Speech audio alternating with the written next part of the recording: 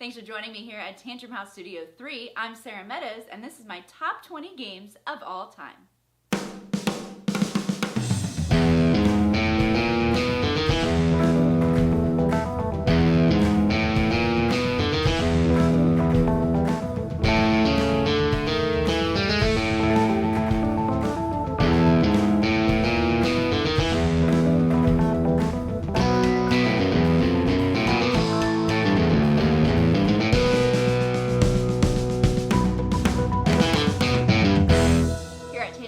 Hundreds of games hit the table every year, so it's difficult to choose which ones are our favorites because sometimes it's hard to get them back to the table because new stuff is constantly coming in the door. So I have a couple of honorable mentions to talk about first. One of those is Santa Monica from AEG. This one I've only played a handful of times for our review because it is brand new. I didn't feel I had played it quite enough to include it here on this list. The other one is Calico. That one is still in prototype. It has not been shipped to backers from their recent Kickstarter campaign, but I thoroughly enjoyed the gameplay. It probably would have made it in my top 10 had I actually had a physical copy of the published game. But let's get started with number 20.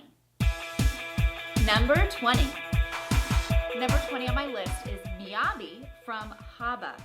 In this game, it is a Zen-like game where you are laying tiles of plants in your garden to have the best Japanese garden by the end of the game.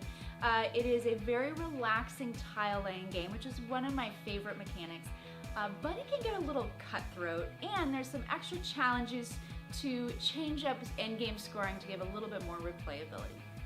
Number 19. Number 19 on my list is Galaxy Trucker from CGE. This has the tile laying that I love, but it also plays in real time, and you have to pick tiles from the center pool that everyone is racing real time to build a spaceship that will need to be able to get through all the obstacles that will be onslaught as you try and maneuver through space. Whoever ends up at the end of the game with the best still put together spaceship will win the game. Love the real-time aspect of trying to very quickly build a spaceship. You need very specific tiles to go in certain places that will fuel things like your rocket boosters and so on. Very fun, exciting time to have in a game. Number 18. Number 18 on my list is Alhambra from Queen Games. This is another tile laying game. This one is not the rushing, fast-paced like Galaxy Trucker, but there is a lot of thinking. You have to have cards in your hand to pay for the tiles that come up for purchase, and then you need to construct them in a way so that you get points for having certain colors and having a wall. I just love all the expansions that go with it, so you can change it up for whatever way you'd like to do endgame scoring. I really enjoy tile laying games. I love the puzzle portion of it, and this one fits very well in at number 18. Number 17. Number 17 on my list is Battlestar Galactica. Now, I was very drawn into the TV show, so that helps bring this game to the table a little bit. I don't get it to the table nearly as much as I should, but it is an out-of-print game, so it's hard to find nowadays. The gameplay itself, you're trying to figure out who on your ship is the Cylons while still having encounters that happen and being able to make it through those encounters as a ship. You're getting attacked by Cylons and trying to do all that while having a traitor on board. My husband Will always ends up being a Cylon. It's randomly dealt at the beginning of the game. He ends up convincing everybody that it's me. It usually never is, and so much fun in the deduction portion of figuring out who is who aboard the ship. Number 16. Number 16 on my list is Hanabi from R&R Games. This one is a game where you cannot see the information that you have, but you can see everybody else's, and you are trying to put together a fireworks show for the Emperor. It is a cooperative game where you're working together to try and get your cards laid on the table in a specific order. And in the game, I love the balance of having to take your turn to give information to somebody else and hoping they realize what you're trying to tell them so that they can play their cards. And if you give too much information, you run out of time tokens, and so you'll need to discard cards. Love that balance of gameplay there and the mechanics. This one is one that I love to pull out with newer gamers to show them how a cooperative game plays. Super fun. Love getting this one to the table, and it's probably one of the games that I've played the most in my collection. Number 15. Number 15 on my list is Welcome to. Roll and rites are one of my favorite mechanisms, right under tile laying.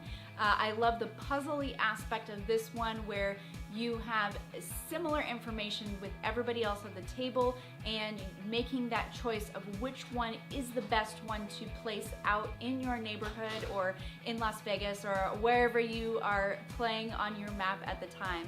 I love that everyone is going to be doing the same exact thing. You can play with hundreds of people all at once. Love the mechanics for this one. Number 15 is Welcome to. Number 14. Number 14 on my list is Raiders of the North Sea from Garphill Games and Renegade Game Studios. This one has a very simple mechanic of you place a token, one of your Vikings out somewhere on the board to take that action, and then you pick one up from another space to take that action. So you take 2 actions on your turn, but planning out where you go raiding and where you gain your resources is very important. I love the simplicity of that mechanism, but also the planning involved to make sure that you get exactly what you need to gain the most points. Love the theme involved and the artwork from the Miko. Great game package altogether. Number 13. Number 13 on my list is Sagrada from Floodgate Games. I love the puzzliness of this game of which die to draft on your turn and what to leave for everyone else. Knowing what those goals are for scoring for this game. I love that you have consequences for every single thing you do in the game, and that sometimes taking something you may not want the first time around and getting something else later works really well. So I love Sagrada. It's beautiful. I love the table presence of it, and I'm really glad they're coming out with expansions for this one. Number 12. Number 12 on my list is Castles of Burgandy from Ravensburger. This one is another tile laying game that has a little more of a heavier Euro feel to it. I love the mechanisms in this game. I think it would be much higher up my list had the artwork been different. I know that even the new version came out this past year. Still not 100% thrilled with the artwork. It could have been in my top 5. Had they just done a spectacular job with the visuals of this game. The original that I have played multiple times, it's once in a while difficult with the colors going on and the artwork on them to make sure that you're getting the tiles that you need to place down on your own board to score the highest possible score. So ranking this one a little bit lower on my list, but wish it could be higher. But I love the gameplay of Castles of Burgandy. Number 11. Number 11 on my list is Kingdomino. Now this one is on my list, I think because I have played this one so many times. I've probably played it in the top 5 the most in my collection.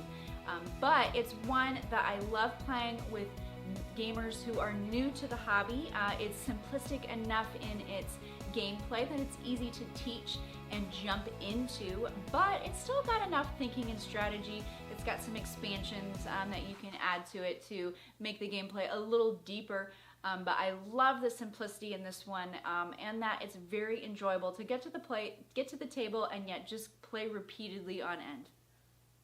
Number 10. So we are finally to the top 10 portion. I get a lot of the games from my 11 to 20 rankings to the table, a little more than my top 10 games, as you'll see why in a moment. But I wanted to talk about those as well because those are ones that I enjoy playing with my friends. Number 10 is one that a lot of people probably have not played, and it is called Shanghai. Shanghai is a variant of Gin Rummy and Phase 10 put together. It is one that my family played a lot growing up. I learned this game from my great-grandma Potter, and she is no longer alive today, but we still try and keep the legacy going and play this game with my family every time we get a chance. It is played over 7 rounds, and the rounds keep getting more and more difficult as you go through, similar to Phase 10. But the variant that we played, I don't know a lot of people who have played this game, and our specific variant that our family enjoys, we would play with 3 full decks of playing cards, and we had very specific rules about if you could draw out of turn or how you laid your cards. And then you always wanted to try and get rid of all of your cards first so you could Shanghai another player, and they end up taking all the points in their hand. Very fun family game that we have enjoyed a lot over the years. Number 9. Number 9 on my list is Gugong from Game Brewers. This one is a very meaty game that has a great theme to it. You are getting gifts that you are exchanging with others, and then hopefully pleasing the emperor at the end. I love the tension in this one. There are tons of places to go on the board. Wherever you go is going to influence what you do the next round. You're going to replace cards as gifts and take what the other space gives you. You get to take multiple actions by doing so, and then those cards are used for the next round. So depending on how you play your cards will also depend on how well you do the next round.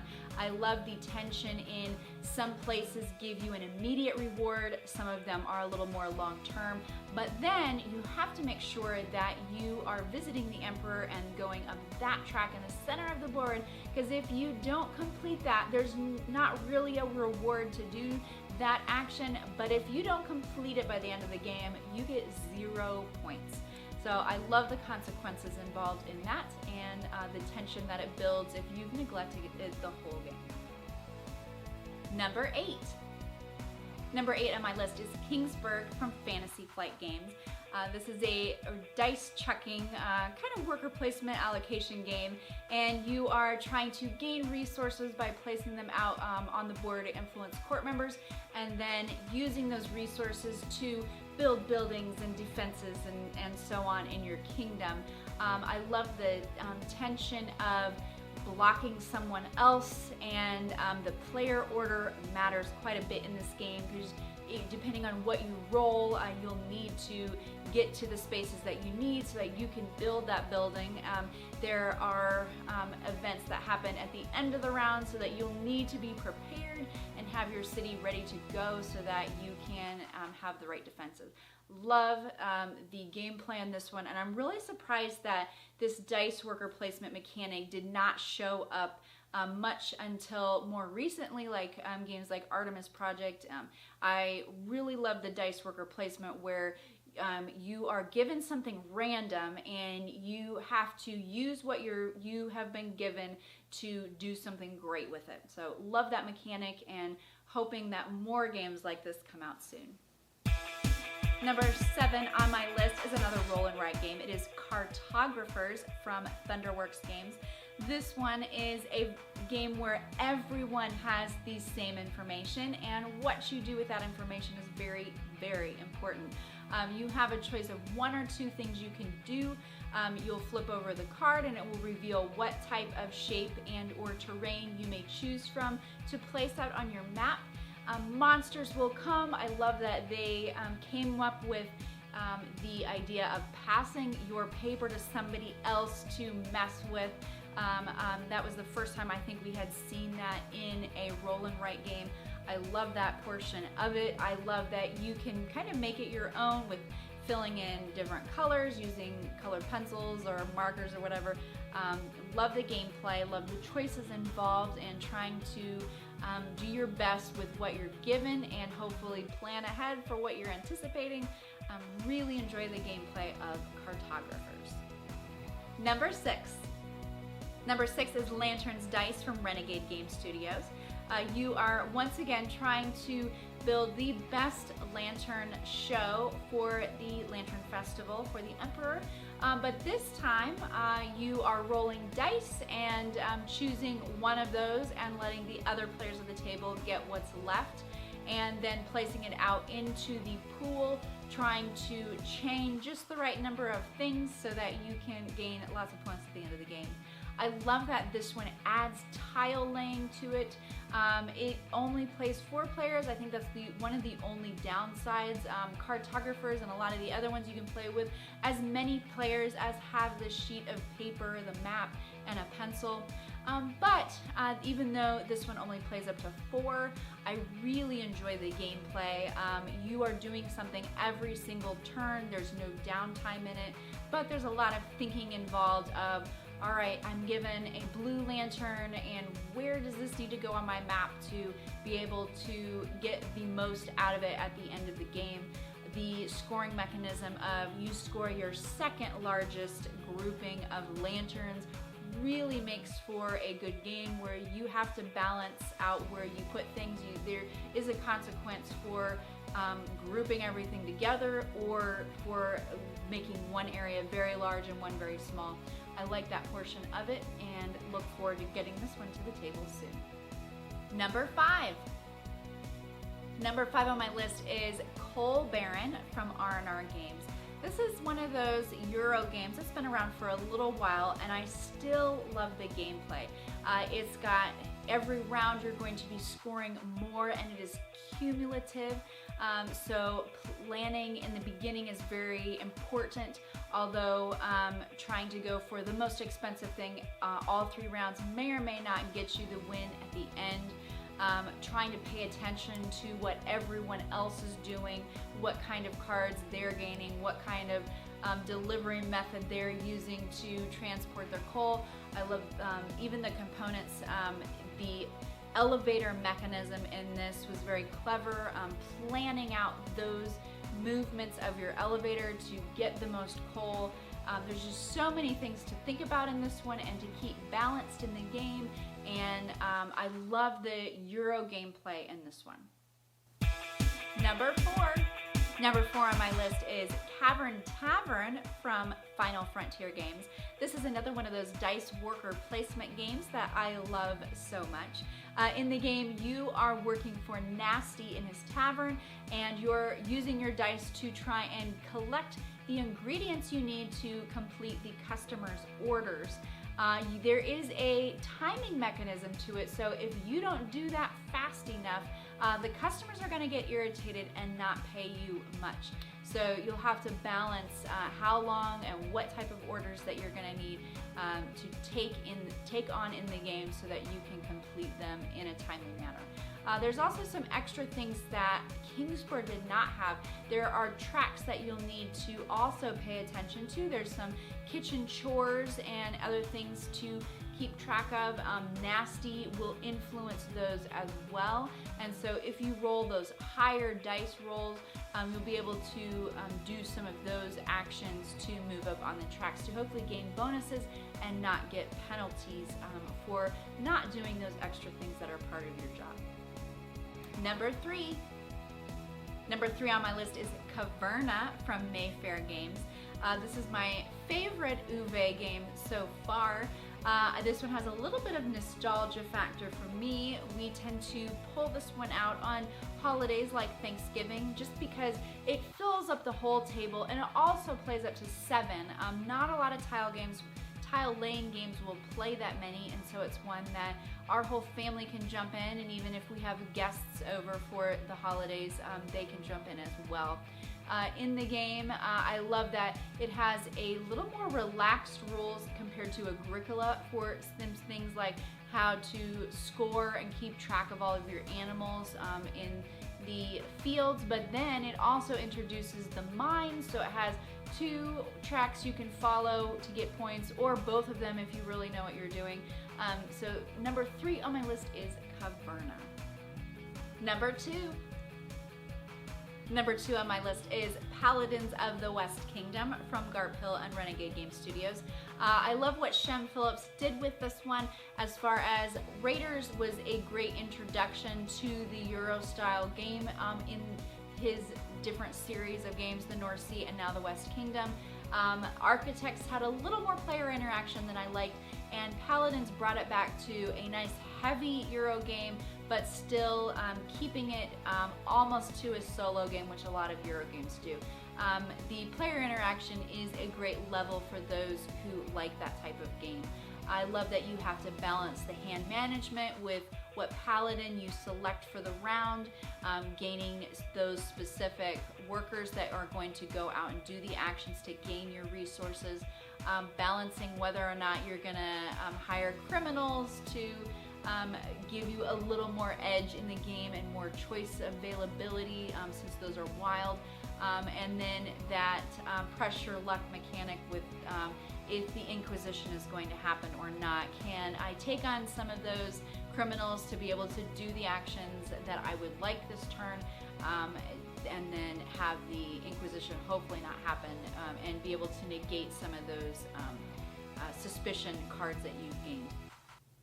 In the game, I love that the components and the artwork and iconography is all very familiar, so if you've played any of the other games, it is much more quick to pick up, but it does have a much bigger learning curve than Raiders. But I love the gameplay on this one, which is why it has made it all the way up to number 2. Number 1. Number 1 on my list is Endeavor Age of Sail from Burnt Island Games and Grand Gamers Guild. This game checks off pretty much every box that I am looking for in a game. The artwork is spectacular. When I see it on the shelf in the game store, it is very eye-catching, and it is a large box, so I think that kind of turns off some people, but the gameplay and teachability is very accessible. You usually know exactly what you need to do on your turn, what things you need to be going after, and the game is very intuitive. I love teaching this game. The board is set up so that you can just go down the line. Everybody knows what order things are going to happen in, what they need to be doing, what they need to be planning for. So I just love that aspect of the game as well. The components. They knocked it out of the park on the components. They are very, very good components, and then the organization of those components is what is the key to this. They did a wonderful job of using game trays to organize everything so that setup is a piece of cake. It could have been a nightmare setup. Games like Caverna, where you have hundreds of pieces and bits and things going on and where to place all of those. Everything is organized very well. They have solved something that has been a deal breaker for me for a lot of games. Games where everyone is buying cards. I think this is one reason that deck building is not one of my favorites. There's so many things to choose from out on the table, and if you can't see them all, you're trying to read all the text on them, it just makes the gameplay a little longer than it needs to be, and it makes it difficult to know what your choices are for when you're purchasing something. Not the case for this one. They put all the tiles in that game tray so that you can just pass it to the next person. Everything's organized so I can see exactly what I need to be purchasing this time, because I know what I need, because my player board has everything laid out perfectly. The gameplay has great choices. There's just enough take that to make it enjoyable and to swing things. You don't know what the scores are until the very end of the game, so everyone is in it the whole time. You don't have players realizing that, oh, there's no way I can catch up. It doesn't have that, so everyone is in it and doing their best to explore the map, gaining the resources they need to move around and explore as much as possible. Things get unlocked. There are bonuses for going to certain places. Love that about the game, and that you have consequences for taking some shortcuts in the game. If you allow slavery, there is a penalty for that that's very steep, if it is abolished at the end of the game. If you see that other players are taking the slavery route, you can work to abolish it and then hopefully help yourself at the end of the game to win. So I've had some very fun, interesting outcomes with this one at the end of the game where certain things are revealed, points are tallied, and it's a nail biter all the way to the end. So favorite game so far of all time is Endeavor Age of Sail. Thank you so much for joining me for this video. I know it was a longer one because we went all the way to 20. But if you are ever at a convention, I would love to pull out any one of these and play with you.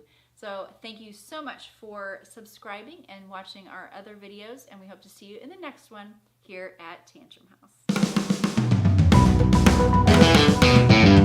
Gotta love that I just talked for 5 minutes about that last one, even though this is not a review. That was pretty much as I said in the review video. In the game, you are doing stuff, minimal outtakes.